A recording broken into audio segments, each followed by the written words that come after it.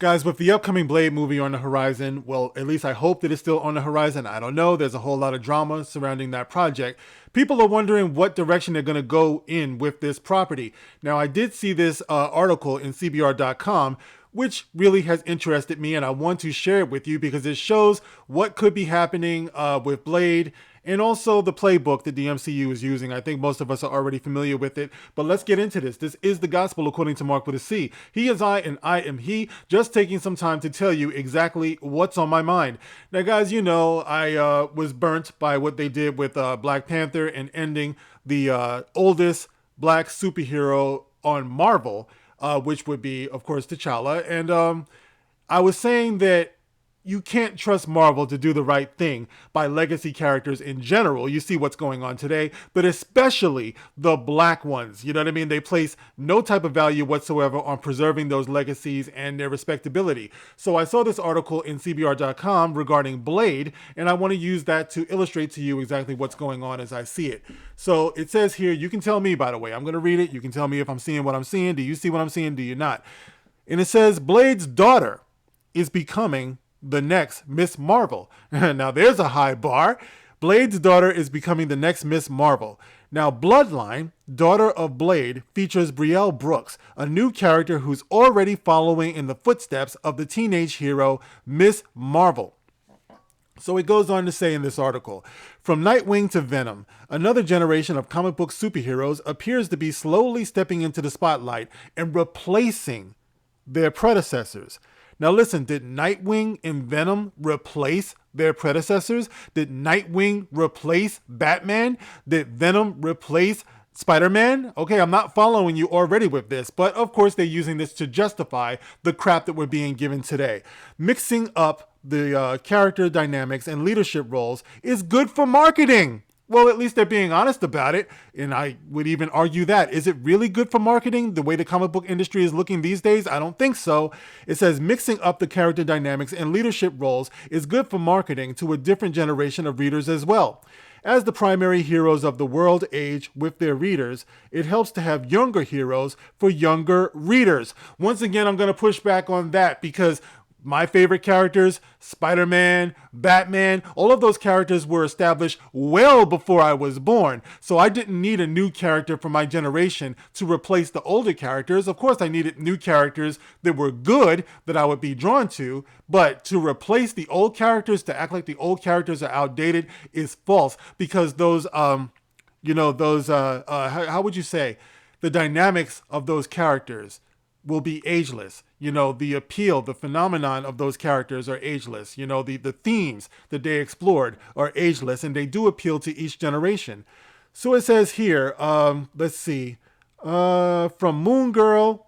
Wait, there have been many young and crafty heroes who have followed in their footsteps, the MCU legendary characters. From Moon Girl and Devil Dinosaur to Marvel's most recent and edgiest addition, Brielle Brooks, star of Bloodline, daughter of Blade. The new character has great potential, given her characterization so far and her relation to Blade. She is well positioned to be a very important member of the Marvel Universe. All right, and it goes on to say, Blade's daughter, Brielle, has all the qualities of a Marvel star. All right, Blade is a star in the making, not just because of her edginess or her sass, but because she is unique within her trope. Much like Miss Marvel, who ran headfirst into her abilities, i.e. no training, i.e. She-Hulk, i.e. Ray, we've all seen it before. They ran headfirst into their abilities, and of course they are the best at what they do, just naturally, because they're a woman. It looks good now that it's on a woman.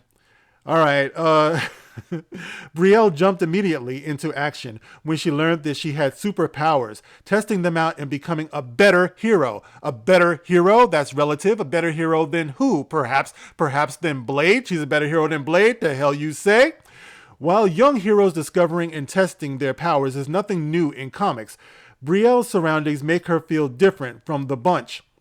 Now, in spite of the appeal of teenage angst, it often becomes somewhat of a rusty sword. Sure, it has edge, but it's hardly a sharp one. Where Bloodline succeeds is not by writing Brielle as a loner. She has a deep love for her mother, of course, and friends who she trusts implicitly. It doesn't say anything about her love for her father, who, go figure, is the title character, but it's okay. She has a love for her mother, who she trusts implicitly.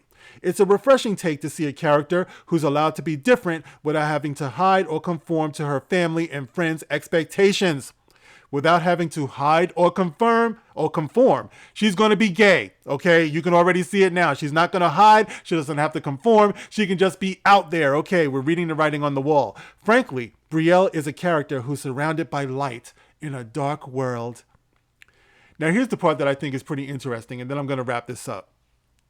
Blade is a great and complex character who spans genres and defies tradition. He's also a clear send-up of blaxploitation films, much like Luke Cage. Oh, they just got 2 for 1 there. They got Blade and Luke Cage. They said they're both clear send-ups of blaxploitation films. So basically, they're just supposed to be like, minstrel shows, I guess.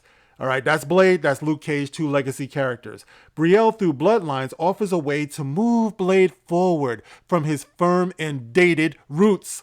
She transforms the complex, if relatively monotonous Blade from a parody into a character with motivations beyond those which require bloody action. So they're basically calling Blade a parody. They're calling him blaxploitation. They're saying that he's dated.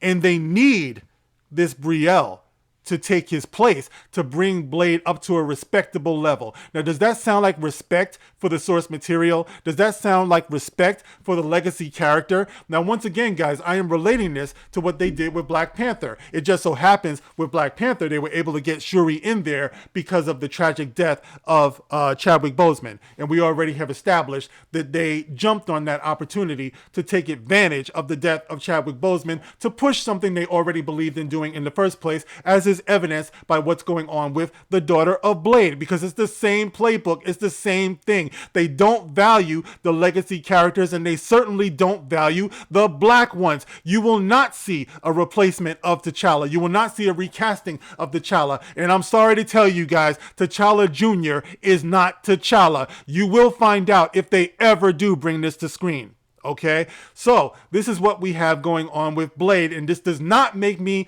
particularly enthusiastic about the upcoming Blade movie, because as I talked about on the other video, when you had Chuck Dixon talking about how the current crop of movies are not interested in building upon the source material that became so legendary. They're concerned with replacing them and belittling what came first or what came before. And this is what we have here, is the same playbook. So I just wanted to give this to you guys so I could illustrate what it is that I'm seeing. Now, if you're not seeing that, you can get in the comment section and you can tell me why. Are you for this? Do you see what's happening here?